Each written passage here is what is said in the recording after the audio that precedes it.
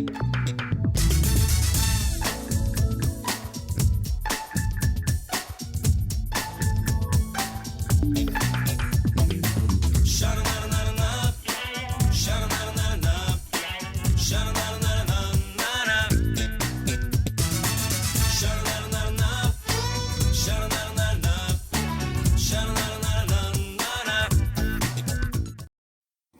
dear students, welcome to another biology class. അപ്പോൾ കഴിഞ്ഞ ക്ലാസ്സിൽ നമ്മൾ കണ്ണിനെ കുറിച്ചാണ് പഠിച്ചിട്ടുണ്ടായിരുന്നത് അല്ലേ. ഇന്ന് നമ്മൾ ചെവിയെക്കുറിച്ച് ഇയറിനെ കുറിച്ച് പഠിക്കുന്നു. ഓക്കെ, അപ്പോൾ എല്ലാവർക്കും ക്ലാസ്സിലേക്ക് സ്വാഗതം. ഓക്കെ, അപ്പോൾ ഇതാണ് നമ്മുടെ ചെവിയുടെ ഇൻറ്റേർണൽ പാർട്ട് എന്ന് പറയുന്നത്. പുറത്തെ ഭാഗവും കാണിച്ചിട്ടുണ്ട്, ഇൻറ്റേർണൽ പാർട്ടും കാണിച്ചിട്ടുണ്ട് അല്ലേ. അപ്പോൾ നമ്മൾ ചെറിയ ക്ലാസ് മുതലേ പഠിക്കുന്ന ഒരു കാര്യമാണ്, അതായത് LKG തൊട്ട് പഠിക്കുന്ന കാര്യമാണ് ഇയർ ഫോർ ഹിയറിങ്. അതായത് കേൾക്കാൻ വേണ്ടിയിട്ടാണ് ചെവി എന്ന് പറയുന്നത്. ചെവി എന്തിനു വേണ്ടിയിട്ടാണ്? കേൾക്കാൻ. ബട്ട് ഇന്ന് നമ്മൾ മറ്റൊരു ഫംഗ്ഷനും കൂടെ പഠിക്കുന്നു. എന്താണ്? Maintaining the balance of the body. നമ്മുടെ ശരീരത്തിൻ്റെ ബാലൻസ്, തുലന നിലനിർത്തുന്നതിന് സഹായിക്കുന്നതും ആരാണ്? നമ്മുടെ ചെവികളാണ്. ഓക്കെ, അപ്പോൾ the ear not only help us in hearing but also in maintaining the balance of the body. Our ear is differentiated into mainly 3 parts: external ear, middle ear and internal ear. നമ്മുടെ ചെവിയെ 3 ഭാഗങ്ങളാക്കിയിട്ടുണ്ട്. അതിൽ first പുറമേ കാണുന്ന ഭാഗത്തിനെ എന്താണ് പറയുക? External ear. നടുഭാഗം middle ear, ഏറ്റവും ഉള്ളിലുള്ള റീജിയനാണ് ഇൻറ്റേർണൽ ഇയർ. ഇനി ഓരോ ഭാഗത്തും എന്തൊക്കെയാണ് വരുന്നത്, അവിടെ നടക്കുന്ന പ്രവർത്തനങ്ങൾ എന്താണ് എന്നൊക്കെ നമുക്ക് നോക്കാം. ഓക്കെ, അപ്പോൾ 3 ഭാഗങ്ങൾ മനസ്സിലാക്കി വയ്ക്കുക: external year, middle year and internal ear. Okay, ഇതിൽ നമ്മൾ ഫസ്റ്റ് പഠിക്കാൻ പോകുന്നു എക്സ്റ്റേണൽ ഇയർ, അതായത് ഏറ്റവും പുറമേയുള്ള ഭാഗം അല്ലെങ്കിൽ എക്സ്റ്റേണൽ ഇയർ എന്ന് പറയും അല്ലേ. ഇതിൽ 3 ഭാഗങ്ങളാണ് പ്രധാനമായിട്ടുള്ളത്. First one is pinna, second one is auditory canal and third tympanum. First pinna എന്താണ് നോക്കാം. പിന്ന നമ്മൾ പറഞ്ഞത് നമുക്കറിയാം, ചെവിക്കുട അല്ലെങ്കിൽ നമ്മൾ പുറത്ത് കാണുന്ന നമ്മുടെ ചെവി അല്ലേ, carry sound wave to the auditory canal. ചുറ്റുഭാഗത്തു നിന്നും കേൾക്കുന്ന സൗണ്ടുകളെ സ്വീകരിച്ച് എന്ത് ചെയ്യുന്നു? ഓഡിറ്ററി കനാൽ, ഒരു കനാൽ പോലെയാണ്, ഒരു പൈപ്പ് പോലെയുള്ള ഒരു ഭാഗമാണ് അടുത്തത്, അവിടേക്ക് പാസ് ചെയ്യുന്നു. അപ്പോൾ that is pinna. Second one auditory canal. Auditory canal carry sound wave to the tympanum. എന്ത് ചെയ്യുന്നു? കിട്ടിയ സൗണ്ട് വേവ്സ് ഉണ്ടല്ലോ, അതിനെ ടിംബാനത്തിലേക്ക് കടത്തിവിടുന്നു. ഇവിടെയാണ് small hairs and wax present. ഇവിടെ എന്ത് കാണപ്പെടുന്നുണ്ട്? ചെറിയ ഹെയർസ്, രോമങ്ങൾ, നമുക്കറിയാം അല്ലേ. അതുപോലെ വാക്സ്, ഒരു മെഴുക് അവിടെ കാണപ്പെടുന്നുണ്ട്, അത് നമുക്കറിയാം അല്ലേ. To prevent dust and foreign particles from entering the ear. ചെവിയിലേക്ക് കടക്കുന്ന അന്യവസ്തുക്കളെ തടയാൻ വേണ്ടിയിട്ടാണ് എന്ത് കൊടുത്തിരിക്കുന്നത്? അപ്പോൾ അവിടെ ഡിഫെൻസ് മെക്കാനിസമാണ് അല്ലേ. സ്മാൾ ഹെയർസ് ആൻഡ് വാക്സ് എന്തിനു വേണ്ടിയിട്ടാണ്? To prevent foreign particles from entering the air. അപ്പോൾ ഓഡിറ്ററി കനാലാണ് രണ്ടാമത് പറഞ്ഞ ഭാഗം. ഇതെന്ത് ചെയ്യുന്നു? സൗണ്ട് വേവിനെ പിന്നയിൽ നിന്ന് സ്വീകരിച്ച് ടിംബാനം എന്ന ഒരു സ്ട്രക്ചറിലേക്ക് കടത്തിവിടുന്നു. അപ്പോൾ നമ്മൾ അടുത്ത് പഠിക്കാൻ പോകുന്നു ടിംബാനം. ടിംബാനം എന്ന് പറഞ്ഞിട്ടുണ്ടെങ്കിൽ എന്താണെന്നറിയോ? ഇയർ ഡ്രം എന്നതുകൂടെ ഇതിനെ നമ്മൾ പറയും. ഒരു മെംബ്രെയിനാണ്, ഒരു പാട പോലെ, നമ്മുടെ ചെവിയുടെ പാട എന്ന് പറയില്ലേ, അത് തന്നെയാണ് സാധനം. അപ്പോൾ A thin circular membrane that separate the middle year from the external year. അതായത് പുറത്തുള്ള ചെവിയെ ഉള്ളിലുള്ള നമ്മുടെ മിഡിൽ ഇയർ എന്ന് പറഞ്ഞിട്ടുണ്ടായിരുന്നു, ആ ഭാഗവുമായിട്ട് വേർതിരിക്കുന്ന ഒരു ഭാഗമാണേത്? ഈ ടിംബാനം എന്ന് പറയുന്നത്. അത് മാത്രമാണോ ഇതിൻ്റെ function? No, it vibrate in resonance with sound waves. ലഭിക്കുന്ന സൗണ്ടിനനുസരിച്ച് അതെന്ത് ചെയ്യും? വൈബ്രേറ്റ് ചെയ്യും.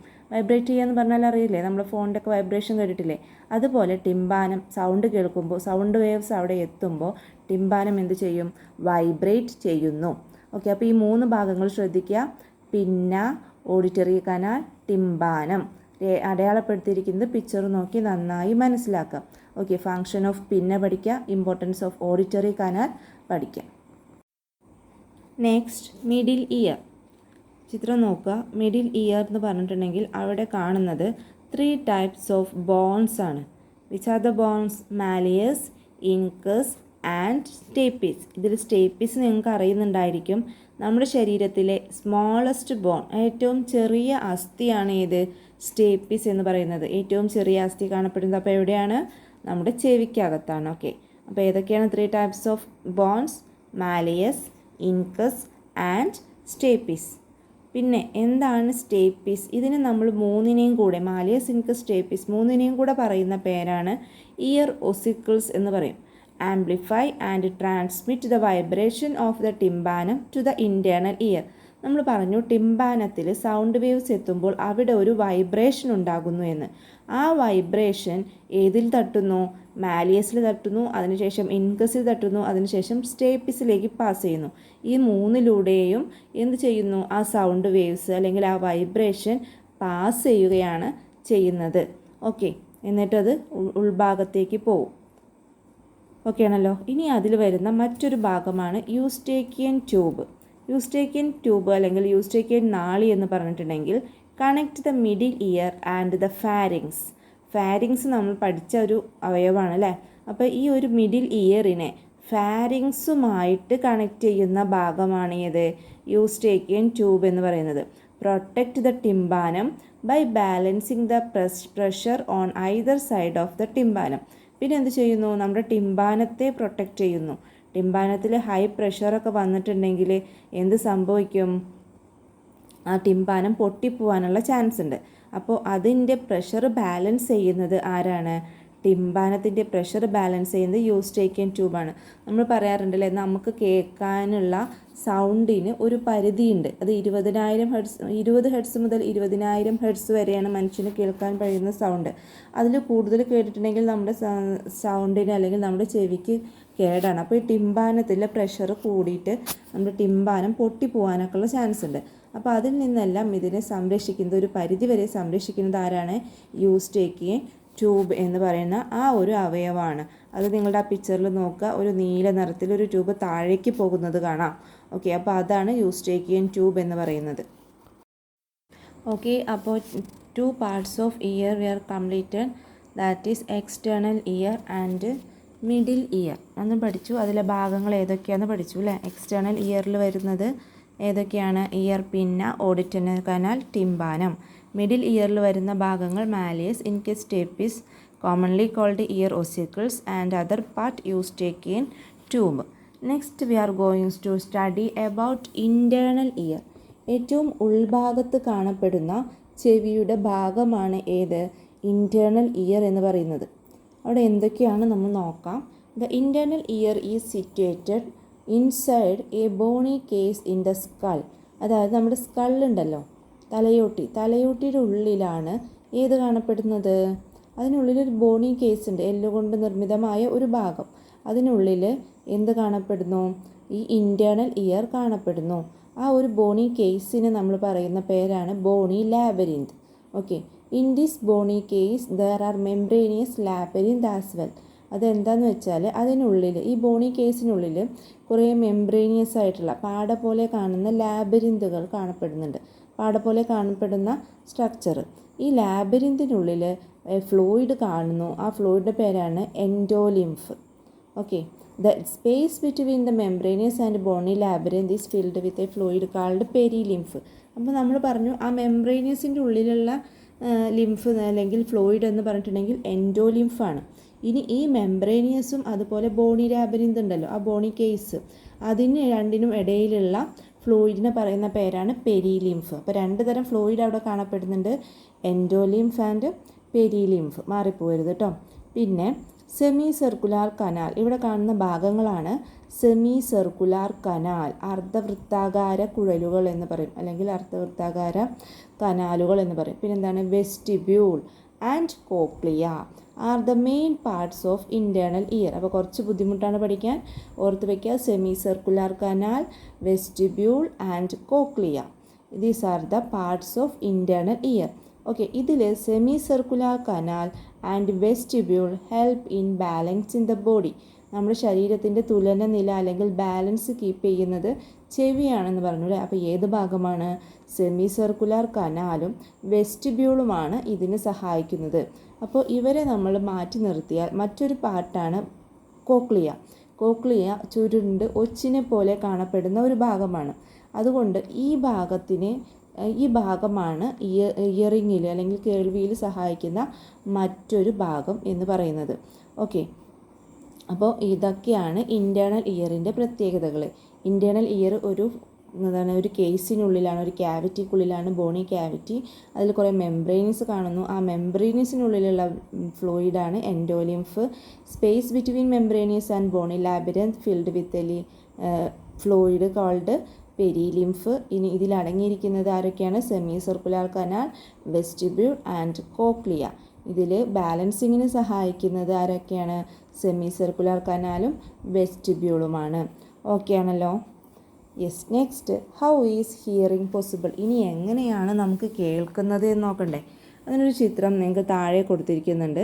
ആ ചിത്രം എന്തിൻ്റെ ചിത്രമാണെന്നറിയോ? നമ്മുടെ കോക്ലിയല്ലേ, കോക്ലിയനെ എങ്ങനെ നിവർത്തി വെച്ചിട്ടുണ്ടെങ്കിൽ എങ്ങനെയിരിക്കും, അതാണ് ആ കൊടുത്തിരിക്കുന്നത്.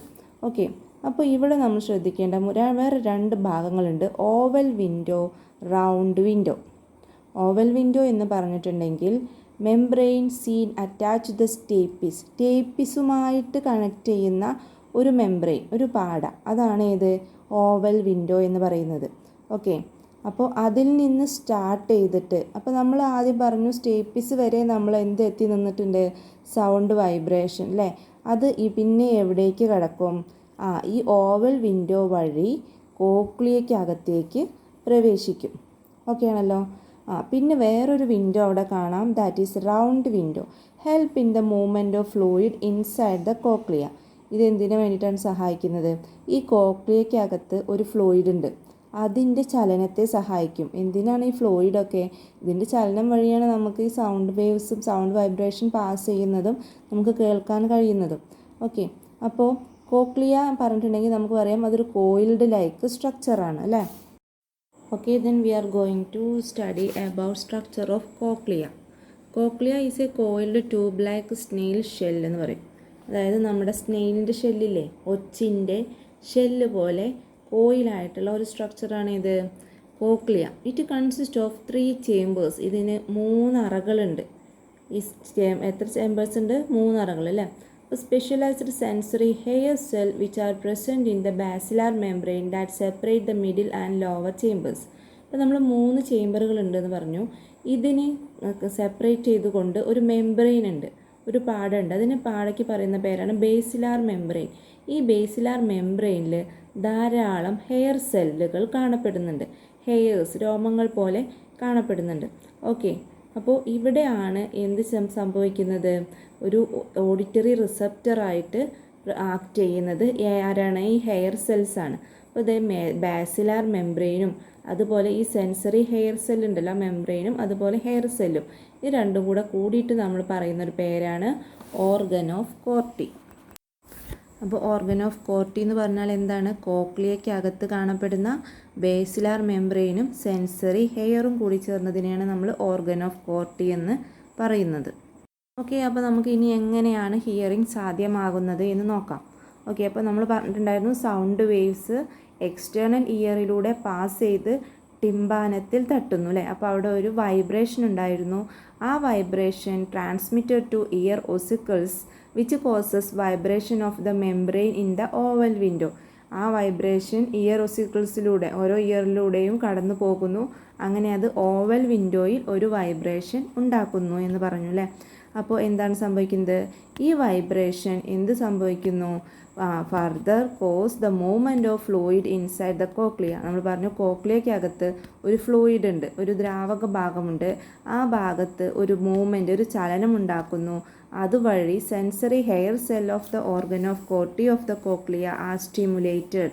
നമ്മൾ പറഞ്ഞു കോർട്ടി, ഓർഗൻ ഓഫ് കോർട്ടി പറഞ്ഞു അല്ലേ? കോക്ലിയക്കകത്ത് ഒരു സെൻസറി ഹെയർ സെല്ല് ഉണ്ടെന്ന് പറഞ്ഞു. ആ ഹെയർ സെല്ല് എന്ത് ചെയ്യും? സ്റ്റിമുലേറ്റ് ചെയ്യും. അവിടെ അത് സ്റ്റിമുലേറ്റ് ചെയ്യുന്നു. And impulses are generated. അവിടെ ഒരു ഉദ്ദീപനം ഉണ്ടാകുന്നു, ഇമ്പൾസ് ഉണ്ടാകുന്നു. നമ്മൾ നെർവ് സെൽസ് ഒക്കെ പഠിച്ചപ്പോൾ ഇമ്പൾസ് എന്താണെന്നും സ്റ്റിമുലേഷൻ എന്താണെന്നൊക്കെ പഠിച്ചിട്ടുണ്ടായിരിക്കും. അപ്പോൾ അവിടെ ഒരു ഇമ്പൾസ് ഫോം ചെയ്യുന്നു. These impulse reach the cerebrum through the auditory nerve and hearing is effected. ഈ ഒരു ഇമ്പൾസാണ് എന്ത് ചെയ്യുന്നത്? നമ്മുടെ സെറിബ്രത്തിലേക്ക് പോകുന്നത്.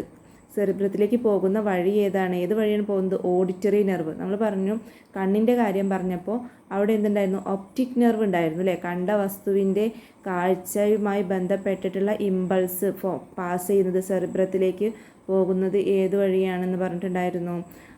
ഒരു ഒപ്റ്റിക് നെർവ്. ഇവിടെ എന്ത് നെർവാണ്? ഓഡിറ്ററി നെർവ് വഴിയാണ് സെറിബ്രത്തിലേക്ക് പോകുന്നത്. അങ്ങനെ നമുക്ക് അവിടെ നമുക്ക് കാഴ്ച സാധ്യമാകുന്നെങ്കിൽ ഇവിടെ നമുക്ക് കേൾവി സാധ്യമാകുന്നു. ഓക്കെ, ഇയറിൻ്റെ മറ്റൊരു ഫങ്ഷനും കൂടെ നമ്മൾ പറഞ്ഞു. എന്താണ്? ബോഡി ബാലൻസിങ് അല്ലേ? നമ്മുടെ ശരീരനില തുലനനില പാലിക്കുന്നത് ആരാണ്? ഇയറാണ്. അപ്പോൾ അതെങ്ങനെയാണെന്ന് അതിന് സഹായിക്കുന്നത് 2 ഭാഗങ്ങളാണ്. ഇൻറ്റേർണൽ ഇയറിൽ കാണുന്ന സെമി സർക്കുലാർ കനാലും അതുപോലെ തന്നെ വെസ്റ്റിബ്യൂളുമാണ് ഇതിന് സഹായിക്കുന്നത്. അപ്പോൾ ഈ ബോഡി ബാലൻസ് മെയിൻറ്റെയിൻ ചെയ്യുന്നത് എന്ത് വഴിയാണെന്ന് വെച്ചിട്ടുണ്ടെങ്കിൽ with the movement of head, നമ്മുടെ തലയുടെ ചലനം വഴിയാണ്. അപ്പോൾ നമ്മുടെ തല ചലിക്കുന്ന സമയത്ത് എന്ത് സംഭവിക്കുന്നു? എൻഡോലിംഫ് ഉണ്ട് അല്ലേ? ഇതിനകത്ത് എൻഡോലിംഫ്, നമ്മൾ ആദ്യം പറഞ്ഞ കാര്യമാണ് എൻഡോലിംഫ്. ആ എൻഡോലിംഫ് മൂവ് ചെയ്യും, അത് ചലിക്കാൻ തുടങ്ങും. ഓക്കെ, അപ്പോൾ ഈ വെസ്റ്റിബ്യൂളും അതുപോലെ സെമി സർക്കുലർ കനാലിലും എന്തുണ്ട്? എൻഡോലിംഫ് എന്ന ഒരു ഫ്ലൂയിഡ് ഉണ്ട്. അപ്പോൾ നമ്മുടെ തല ചലിക്കുന്ന സമയത്ത് ഇത് ചലിക്കാൻ തുടങ്ങുന്നു. അങ്ങനെ അതെന്ത് സംഭവിക്കും?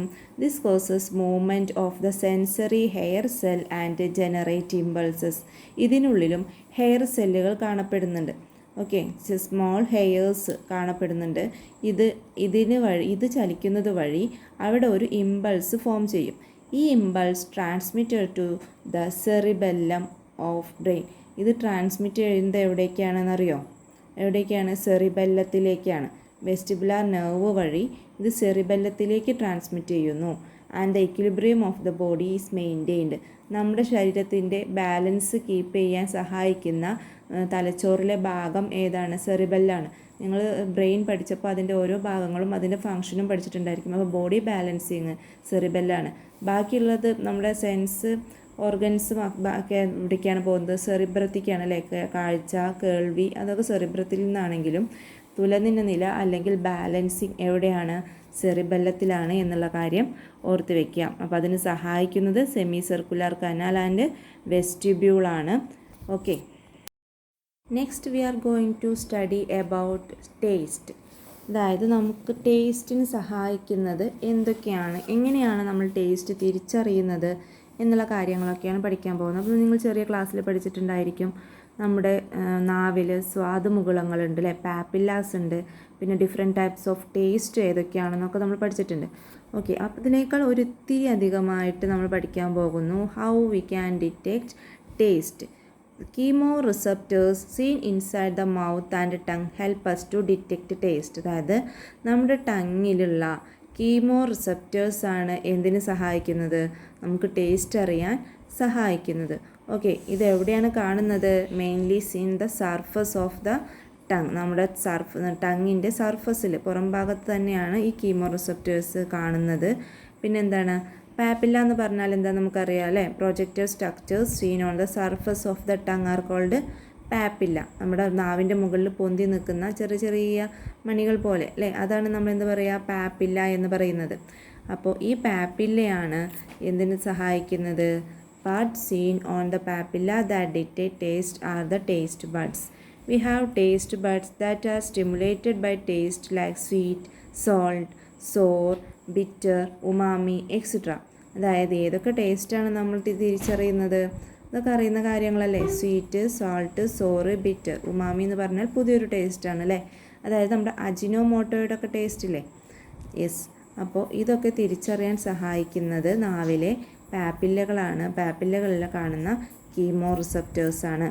Okay, next topic to detect smell. സ്മെല്ലറിയാൻ നമ്മളെ സഹായിക്കുന്നത് മൂക്കാണെന്ന് നമുക്കറിയാം അല്ലേ? നോസ്. ഈ നോസിൽ നേസൽ ക്യാവിറ്റിയിലുള്ള ഓൾഫാക്ടറി റിസെപ്റ്റേഴ്സ്, ഓൾഫാക്ടറി നെർവ് ഉണ്ട്. അതിലുള്ള ഓൾഫാക്ടറി റിസെപ്റ്റേഴ്സാണ് നമ്മളെന്തിനു സഹായിക്കുന്നത്? സ്മെല്ല് തിരിച്ചറിയാൻ വേണ്ടി സഹായിക്കുന്നത്. അപ്പോൾ ഓൾഫാക്ടറി റിസെപ്റ്റേഴ്സിൻ്റെ പിക്ചർ അവിടെ കൊടുത്തിരിക്കുന്നുണ്ട്, അത് ശ്രദ്ധിച്ച് നോക്കാം. Next receptors in the skin. നമ്മുടെ സ്കിന്നിലുള്ള റിസെപ്റ്റേഴ്സ് ഏതൊക്കെയാണ് എന്നുള്ളതാണ് അല്ലേ? അപ്പോൾ നമുക്ക് പലതരത്തിലുള്ള എന്തറിയാൻ കഴിയുന്നുണ്ട്? ടച്ചസ്. ഇപ്പോൾ കോൾഡ്, ഹീറ്റ്, അങ്ങനെ പലതും അല്ലേ, ഹാർഡ്നെസ്, സോഫ്റ്റ്നെസ്, ഇതൊക്കെ നമുക്ക് അറിയാൻ കഴിയുന്നത് നമ്മുടെ സ്കിന്ന് വഴിയാണ്. നിങ്ങൾ കണ്ടിട്ടുണ്ടായിരിക്കും ഇപ്പോൾ എന്താണ് ബ്ലൈൻഡ് ആയിട്ടുള്ള പീപ്പിൾസ് ബ്രെയിലി ലിപി യൂസ് ചെയ്യുന്നുണ്ട്. അത് അവരെങ്ങനെയാണ് മനസ്സിലാക്കുന്നത്? By touching. അവരത് തൊട്ടിട്ടാണ് ആ കാര്യങ്ങൾ മനസ്സിലാക്കുന്നത്, അതിലുള്ള ലെറ്റേഴ്സൊക്കെ തിരിച്ചറിയുന്നത്. അപ്പോൾ നമുക്ക് അതിന് നമ്മളെ സഹായിക്കുന്ന ഒരു ഓർഗൻ എന്ന് പറഞ്ഞാൽ, അതായത് നമ്മുടെ ലാർജസ്റ്റ് ഓർഗൻ ഏതാണ്? സ്കിന്നാണ്. Next we are going to study about sense organs in other organisms like planaria, പിന്നെ ഹൗസ് ഫ്ലൈ, ഷാർക്ക്, സ്നേക്ക്, ഇവയിലെല്ലാമുള്ള സം സെൻസ് ഓർഗൻസിനെ കുറിച്ചിട്ടാണ് നമ്മൾ പറയുന്നത്. അപ്പോൾ ഫസ്റ്റ് വൺ പ്ലാനേറിയ. പ്ലാനേറിയയിൽ കാണുന്നതാണ് eye spot to detect light. അതായത് വെളിച്ചത്തെ തിരിച്ചറിയാൻ വേണ്ടി പ്ലാനേറിയയിലുള്ള ഒരു ചെറിയ ഒരു പാർട്ടാണ് ഏതെന്ന് പറയുന്നത്? I spot. ഇവർക്ക് വ്യക്തമായിട്ടുള്ള കണ്ണൊന്നുമില്ല, അതിൻ്റെ ഭാഗത്തുള്ള ഒരു ഭാഗമാണ് ഏത്? ഐ സ്പോട്ട് എന്ന് പറയുന്നത്. Next house fly. ഹൗസ് ഫ്ലൈയുടെ കണ്ണിൻ്റെ പ്രത്യേകതയാണ് ഒമാറ്റിഡിയ. ഒമാറ്റിഡിയ എന്ന് പറഞ്ഞിട്ടുണ്ടെങ്കിൽ തൗസൻഡ്സ് ഓഫ് സ്മാൾ ഐസ്, അതായത് ഒരുപാട് ഐകൾ കൂടിച്ചേർന്നിട്ട് ഒരു കണ്ണായിട്ട് മാറിയിരിക്കുന്നു. അതാണ് എന്ത്? ഒമാറ്റിഡിയ. ഇപ്പോൾ അതിന് അത്രയും കാഴ്ചശക്തി ഉണ്ടായിരിക്കും. ഓക്കെ. നെക്സ്റ്റ് ഷാർക്കിൻ്റെ ഒരു പ്രത്യേകത എന്ന് പറയുന്നത് അതിൻ്റെ ലാറ്ററൽ ലൈൻസ് ആണ്. അതിൻ്റെ ഒരു വര ഉണ്ടായിരിക്കും, നിങ്ങൾ ശ്രദ്ധിച്ചിട്ടുണ്ടാവും. അതിനൊരു ലാറ്ററൽ ലൈൻസ് ഉണ്ടായിരിക്കും രണ്ട് സൈഡിലും, ബോഡിയുടെ രണ്ട് സൈഡിലും ഉണ്ടായിരിക്കും. പിന്നെ അതുപോലെ തന്നെ ഓൾഫാക്ടറി റിസപ്റ്റേഴ്സ്, അതിൻ്റെ വായ് ഭാഗത്ത് ഓൾഫാക്ടറി റിസപ്റ്റേഴ്സ് ഉണ്ടായിരിക്കും. ഇതാണ് ഷാർക്കിൻ്റെ പ്രത്യേകത. ഓക്കെ. ഈ ഒരു ലാറ്ററൽ ലൈൻസ് എന്തിനു വേണ്ടിയിട്ടാണെന്നറിയോ? അതായത് ഇതിൻ്റെ അത് സഞ്ചരിക്കുന്ന ആ ഒരു പ്രദേശത്തുള്ള മാറ്റങ്ങൾ മനസ്സിലാക്കിയിട്ട് അതിൻ്റെ ബോഡിയെ ബാലൻസ് ചെയ്യാൻ വേണ്ടിയിട്ടാണ് ലാറ്ററൽ ലൈൻ കൊടുത്തിരിക്കുന്നത്. ഇനി സ്നേക്കിലുള്ള ഒരു പ്രത്യേക അവയവമാണ് വെരി ഇമ്പോർട്ടൻറ്റ് ജാക്കബ്സൺ ഓർഗൻ. ഈ ജാക്കബ്സൺ ഓർഗൻ ഉപയോഗിച്ചിട്ടാണ് ഇവരെന്ത് തിരിച്ചറിയുന്നത്? സ്മെല്ല് തിരിച്ചറിയുന്നത്. ഓക്കെ. അപ്പോൾ പാമ്പിൽ അല്ലെങ്കിൽ സ്നേക്കിലുള്ള സ്മെല്ല് തിരിച്ചറിയാൻ ഉപയോഗിക്കുന്ന അവരുടെ ഒരു ഓർഗൻ എന്ന് പറഞ്ഞാൽ ഏതാണ്? Jacobson organ. ഓക്കെ. അപ്പോൾ ഇന്ന് നമ്മൾ പഠിച്ച കാര്യങ്ങളായിരുന്നു structure of ear, functions of ear, eye spot, ommatidia, Jacobson organ, lateral lines എന്താണെന്ന് പഠിച്ചു. പിന്നെ പഠിച്ച കാര്യങ്ങൾ smell, taste and touch. Okay. അപ്പോൾ ഇന്നെടുത്ത അത്രയും കാര്യങ്ങൾ നന്നായിട്ട് പഠിക്കുക, ശ്രദ്ധിച്ച് ക്ലാസ് കാണുക, നോട്ട് എഴുതുക. Thank you.